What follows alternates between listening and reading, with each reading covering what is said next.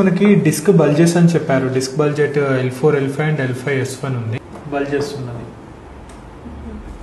Significant abnormalities detected. Everything is fine before and after sessions. So Mahalakshmi గారు, previous treatment చేయకముందు ఎలా ఉండేది, ఇప్పుడు ట్రీట్మెంట్ అంతా తీసుకున్న తర్వాత ఎలా ఉంది? చాలా ఉండేది సార్, ఇప్పుడు చాలా తగ్గింది. నాకు కూర్చొని లేవడం ఫ్రీగా ఉంది నాకు. Loose body, loose